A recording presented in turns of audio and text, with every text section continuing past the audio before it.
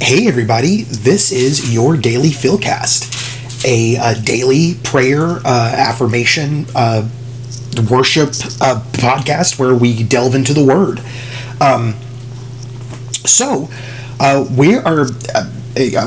We took a long time getting into it yesterday, but there's some stuff that I definitely want to talk about this episode here. That's things that have kind of come up, as before I do the podcast here. I make a TikTok, and I'm noticing some very worrying trends, I guess, from some of the people that I follow, and there's something that's just really heavy on my heart today that I feel that we need to talk about. Right now, I want to go ahead and kind of get into the Word, because this is the Word is what is going to give us what is going to give us the discernment to be able to deal with the other things in life. We can't lean on ourselves for it, guys. We have to lean on God, and the Bible here that we Christians believe in. This is God-breathed. I know that there are some people that, and I've been this too, so I definitely understand this argument. People that are confused because there's non-canonized books. There's books that Jesus and Abraham and people like that, they had text that they read that they were kind of building their faith off of as well. And they're not canonized books anymore. Some of those are not. So it makes people kind of weary that we follow a book that people have decided that some of it doesn't really matter anymore. And I want to understand that as well. So I'm going to do my own kind of research into it, and it's going to be something that we talk about here a lot. Anyway, guys, we're gonna get into it here. We sorry, guys, man, I'm almost better. It's just like every now and then it just comes up. So what we did yesterday was we started the story of Noah. It was a lot of it was actually God telling Noah what the dimensions of the boat were going to be, which might not be interesting to you, but I think it's pretty incredible that, this is the beginning of this book, and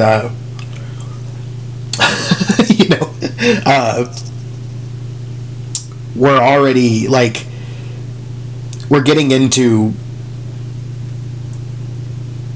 things that can be real. I know it's kind of hard to imagine, talking about, the story of creation and stuff, because we can't imagine that. We have the story here, of course. We can look at it and we can say that okay, so that's how he did it. But it's so high concept that I think it's really, really hard for us to wrap our head around sometimes. So we're gonna continue the story of Noah right now, with Genesis 7. Give me a second here. Perfect. All right. Then the Lord said to Noah, "Go into the ark, and you and all your household, for I have seen that you are righteous before me in this generation. Take with you 7 pairs of all the clean animals, the male and his mate, and a pair of animals that are not clean, the male and his mate, and 7 pairs of the birds of the heavens also, male and female, to keep their offspring alive on the face of all the earth. For in 7 days I will send rain on the earth, 40 days and 40 nights, and every living thing that I have made I will blot out from the face of the ground." And Noah did all that the Lord had commanded him. Noah was 600 years old when the flood of waters came upon the earth. And Noah and his sons and his wife and his sons went with him into the ark to escape the waters of the flood. Of clean animals and of animals that were not clean, and of birds and of everything that creeps on the ground, 2 and 2, male and female, went into the ark with Noah, as God had commanded Noah. And after 7 days, the waters of the flood came upon the earth. In the 600th year of Noah's life, in the 2nd month, on the 17th day of the month, on that day, all the fountains of the great deep burst forth, and the windows of the heavens were open, and rain fell upon Ham and Japheth and Noah's. Hold on a second. And rain fell upon the earth 40 days and 40 nights. On the very same day, Noah and his sons, Shem and Ham and Japheth, and Noah's wife, and the 3 wives of his sons with them, entered the ark. They and every beast according to its kind, and all the livestock according to their kinds, and every creeping thing that creeps on the earth according to its kind, and every bird according to its kind, every winged creature. They went into the ark with Noah, 2 and 2, of all flesh, in which there were breath of life. And those that entered, male and female of all flesh, went in, as God had commanded him, and the Lord shut him in. The flood continued 40 days on the earth. The waters increased and bore up the ark, and it rose high above the earth. The waters prevailed and increased greatly on the earth, and the ark floated on the face of the waters. And the waters prevailed so mightily on the earth that all the high mountains under the whole heaven were covered. The waters that prevailed above the mountains, covering them 15 cubits deep. And all flesh died that moved on the earth, birds, livestock, beasts, all swarming creatures that swarm on the earth, and all mankind. Everything on the dry land in whose nostrils was the breath of life died. He blotted out every living thing that was on the face of the ground, man and animals and creeping things and birds of the heavens. They were blotted out from the earth. Only Noah was left, and those who were with him in the ark. And the waters prevailed on the earth for 150 days. So, some of the stuff that we had talked about yesterday here, guys, I feel like is almost even more important in this chapter here. We talked yesterday about the Nephilim. They were essentially, and correct me if I'm wrong here, guys, please. Essentially, what Nephilim are fallen angels that fell with Lucifer. It would, and if I'm understanding right, they mated with females that were alive, and human females, and those beings were the folk heroes of yore. Now, one thing that I said yesterday that I do feel like I kind of want to explain a little bit more here. I love the Christian mythos. I also love the Greek mythos. I love Norse mythology as well. Norse mythology is probably my favorite. I think the stories are just so interesting, and I know Marvel has definitely like skewed people's opinions of Loki and Thor, but like you can't top some Loki Thor stories that happened in just real Norse mythology. So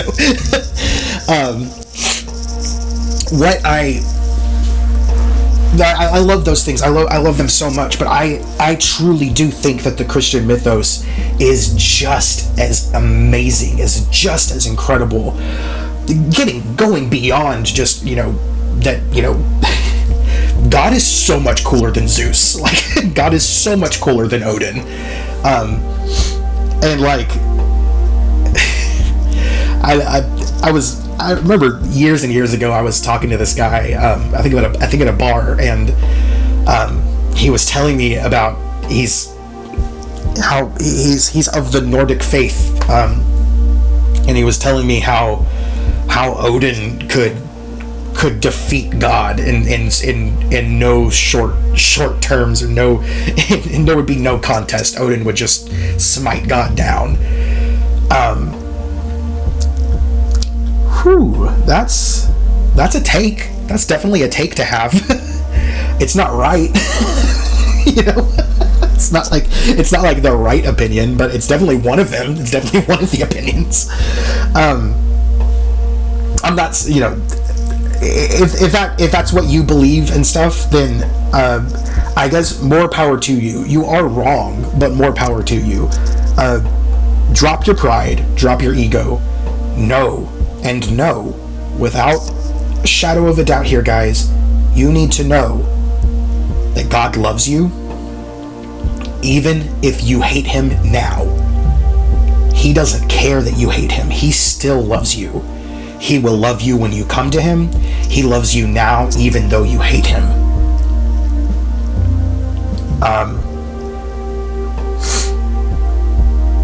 And the reason I'm saying all of this, guys, is because where we are right here in the story, and the flood that just happened,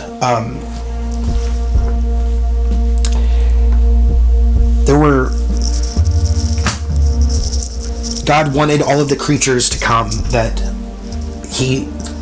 would continue living on Earth.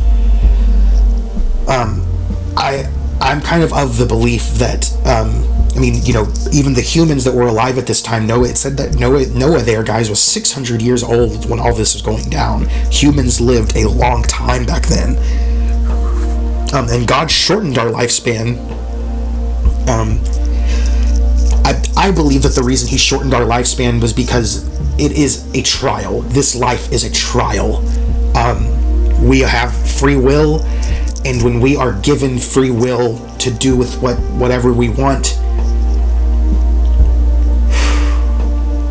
bad things come and happen, because our free will is pride. It is your ego. It's keeping you angry, and it's not a happy way to live. It's not. And I know that, and I can say that because it was me. It was me for most of my life, guys. I grew up in church. My family are just incredible believers. And I was intimidated by it when I was a kid, because I felt like I was too messed up.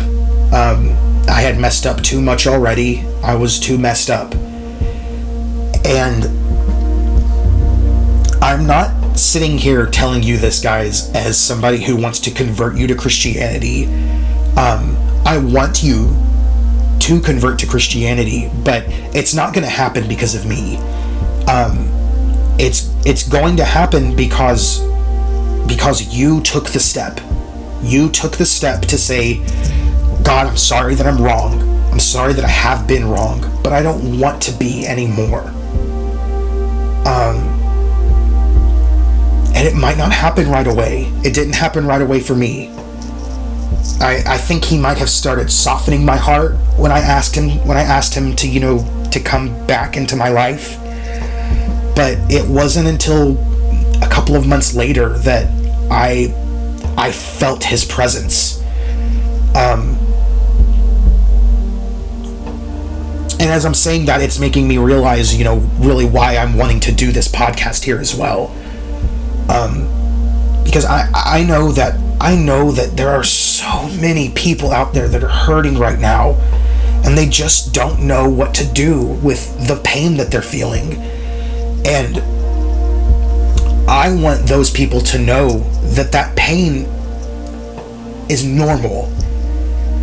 It's the people that have told you that it's not normal that were wrong.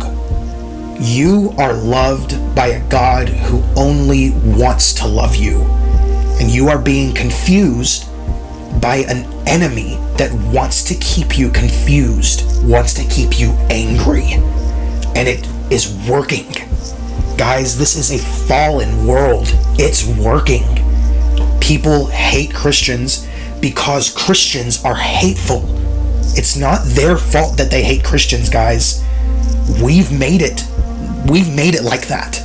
That's our fault. We have to fix it. We have to be better. Not better than them. Do not take me out of context. We are not better than atheists. We are not better than atheists. We are sinners too. You are a sinner too. You are too weak to do this on your own. You need God. Everyone needs God. Everyone throughout history has needed him. And the enemy wants to keep you confused, thinking that you can do it on your own. Guys, you can't. You won't. If you are left to your own devices, if you are left to do things on your own here, you will fail miserably. And it will hurt. It will hurt when you fall, because the only person you'll have to blame is yourself. And now, for me, I'm somebody who has lived in that world. I've lived in hate. And I know how miserable it is. I didn't start coming to Christianity. I didn't go back to church because I wanted to not hate anymore. I thought that that's just how I was. I thought that that's just the way that I viewed the world. And in a lot of ways, it is still how I view the world. But I know it's not what I meant to do. So I'm trying really hard, guys, to change my own thinking as well. And that can't happen when there are Christians that hate the way that Christians do. I'm gonna be honest with you guys. I don't think that those are Christians. I think that they are people who go to church. Going to church does not make you a Christian. Going to church a Christian does not make. Believing in God, believing in this word, believing that he is, that this gospel is the truth. Because this book, the Bible, is either 100% God-breathed or none of it is.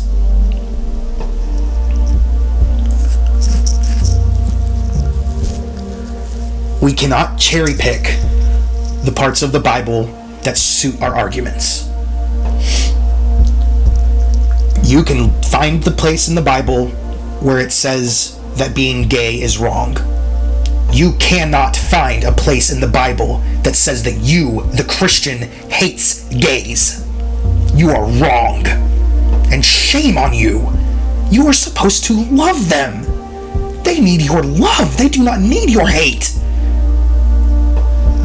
Whew. Sorry, guys.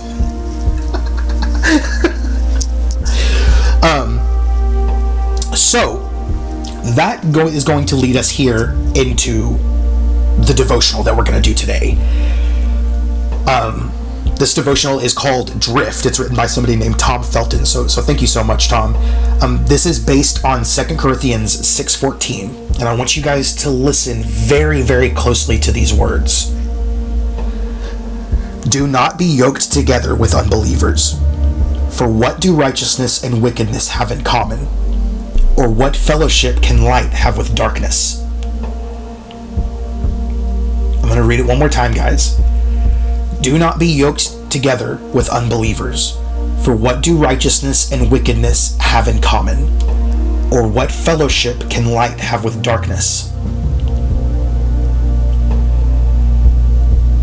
Guys, that does not say, those words right there do not say that you need to disrespect people who do not believe the way that you do.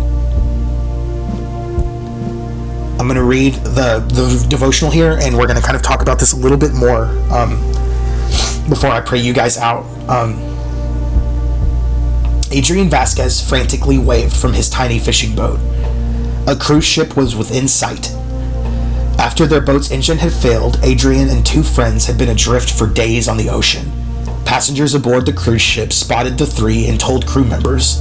Inexplicably, the ship didn't stop to help. When Adrian was finally rescued by a different ship 2 weeks later, both of his friends had perished. The people in the church at Corinth seemed to be adrift, so Paul pled with them to turn back and take the life ring of true faith in Jesus. Some had been attending pagan religious services. Embracing idolatry was a sign of drifting from the one true belief in God. So Paul asked, what does a believer have in common with an unbeliever? Paul told his readers not to be of the world, but to stick to the moorings of holy living in Jesus. Do you know a believer who's starting to drift? Don't just cruise by. Throw out that life ring. Guys, that's what I'm saying. It's why I'm heated about this. Why I think it's so important that we fix this in our church. We live in a world where you're either right or you're wrong. And the really frustrating thing about that is that you can go online and you can type a question into Google. And depending on your own personal biases of things that you have searched for before, things that your phone has heard you say, the answers you get will continue those biases. But if somebody on the opposite ends of the spectrum looks up the exact same thing, they're going to get opposite answers that look just as right to them. So,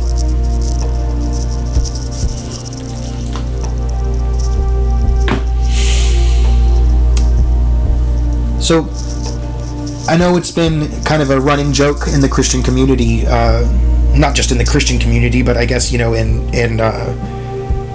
in the conservative community, I guess, which I'm more of a part of now. I was a Democrat for a very, very long time, and I don't really subscribe to either of them now, because I don't believe that voting on your president matters. Your president, the president has never really made too much of a difference in my life or yours. I wish it would be somebody that we could all get behind, that other nations could look at us and respect. But like, if the choice is either, Joe, if the choice is between Joe or Don, there is no lesser of two evils. They're both corrupt. They're both, and we all know it. They're not trying to hide it. They're being very blatant about it. And it confuses everyone. It keeps us confused. I don't subscribe to either of those political parties because this is not my nation.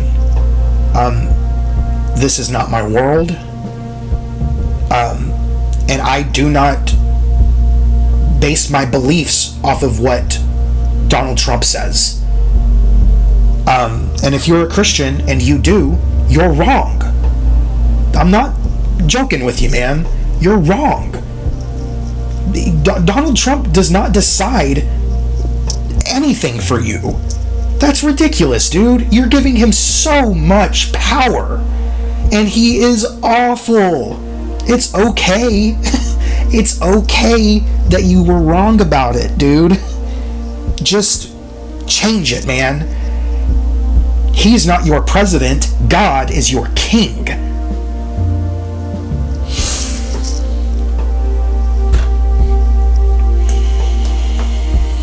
Guys,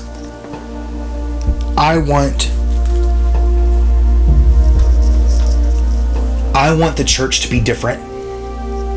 And I want the sinners in the world right now to join us there. So if you've gotten this far in the podcast, guys, I want you to know that, like, I want to make content here. I want to make this podcast for Christians, because that's who I need in my life right now as well. I need prayer. I'm very sick, guys. I have very dark days. I've already said what's wrong with me. I don't want to talk about it on every single one of these podcasts, but I need help. I need prayer.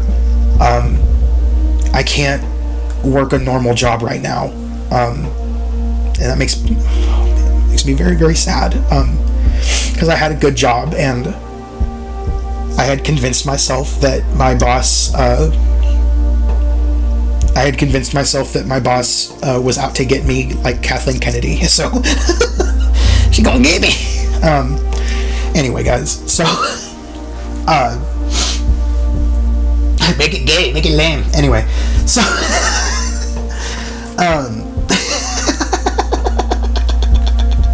sorry, man. I'm so dumb. No, I'm not, dude. I'm a funny guy. Anyway, all right. So I'm gonna read some affirmations to you guys now. And I'm gonna read some affirmations to you, and then I'm gonna pray you guys out. I might pick up my guitar here in a second and maybe sing a chorus to something. I don't want to do a whole song. Guys, if you've made it this far, please like subscribe to this podcast. Please rate it. I don't know 100% how it all works, but I think that the algorithm likes it when people like rate the podcast and stuff like that. If somebody can explain it to me, that would be awesome, because I looked it up and everything that I saw was basically like, yeah, you have to trick your listeners into like liking you more, so be more likable and make them like you more. I don't want to do that, dude. I've been wearing a mask my entire life. I don't want to wear a mask anymore. It's the opposite of what I want to do. I just want to be myself. I want to record this podcast, and guys, if I'm having a bad day, I'm doing this every day, so you're unfortunately gonna have to, like, hear it. You know? So I'm not having a bad day today. I'm having a very good day, but I do feel very strongly about what we need to do as Christians to change the way things are right now. Guys, if Paul wrote us a letter right now, like he wrote to Corinth in Corinthians, if Paul wrote us a letter, he would have nothing nice to say about the church in America. We follow pastors that are deceiving, and we trust them over the word of God. You trust Kenneth Copeland, you trust Joel Osteen, you trust Stephen Furtick more than God, and shame on you.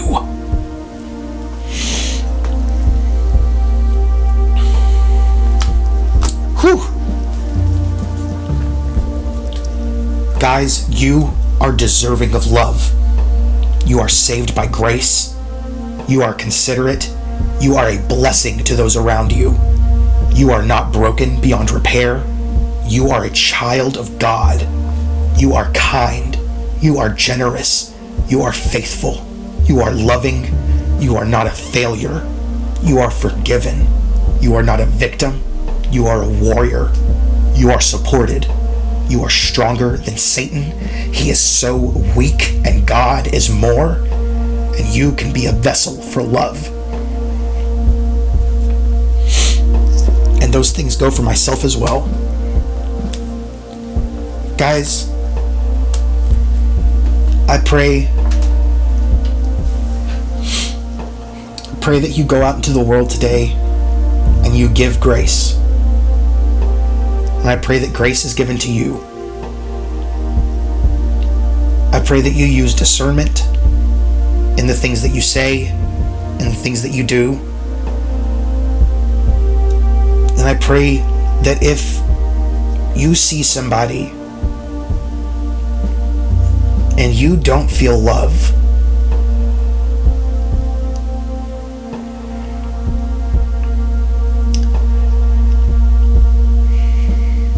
I pray that God softens you.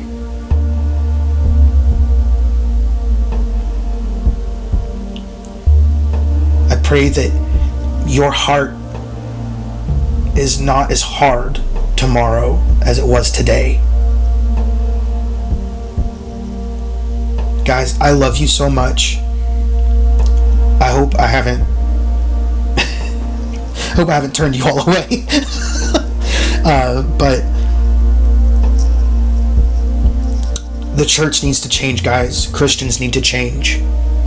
And we can't do it on our own. We're not supposed to. We don't have to. We have the Bible. We have the book. We have the guide, so that we don't have to do this on our own. Guys, I love you. Hope you have a fantastic rest of your day. Go with God.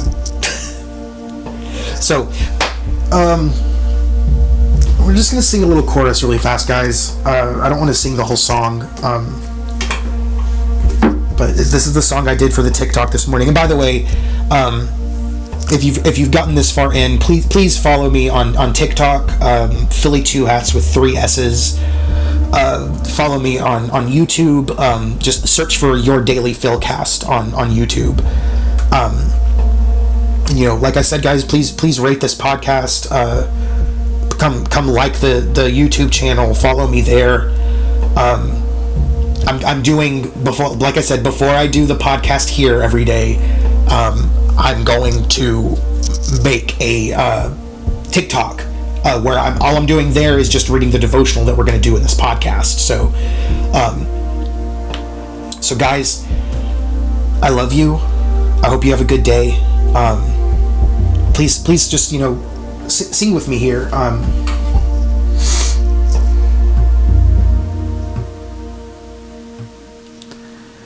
Christ is my firm foundation, the rock on which I stand, and everything around me is shaken. I've never been more glad, 'cause I put my faith in Jesus.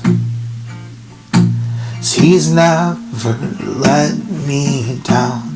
He's faithful through generations. So why would He fail now? He won't.